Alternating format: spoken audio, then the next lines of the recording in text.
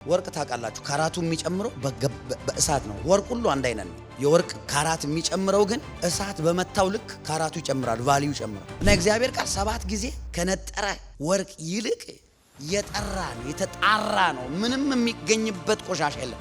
ወርቅ እሳት ውስጥ የሚገባው ቆሻሻውን ለመግደል ነው፣ ፊልተር ለማድረግ ነው።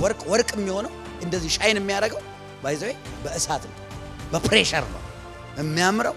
በከባድ ፈርነስ ውስጥ አልፎ ነው እንደዚህ የሚሆነው። እና የእግዚአብሔር ቃል አይጣራ፣ አይስተካከልም፣ አይሻርም፣ አያልፍም።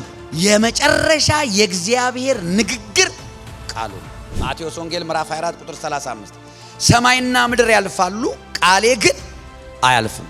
የምናየው ይሄ ቁስ የሆነው ፍጥረት ኢቭን ሰማይ ላይ የማናየው ብዙ ነገር አለ። የማናየው ነገር ሁሉ ያልፋል። ኤቭሪቲንግ ጋድ ክሬት ያደረገው በሙሉ ያልፋል፣ ቃሉ ግን አያልፍም። ኢሳይያስ 40 ቁጥር 8 ሳሩ ይደርቃል፣ አበባው ይረግፋል፣ የአምላካችን ቃል ግን ዘላለም ጸንታ ትኖራለች። አንደኛ ጴጥሮስ ምዕራፍ 1 ቁጥር 25 የጌታ ቃል ለዘላለም ይኖራል።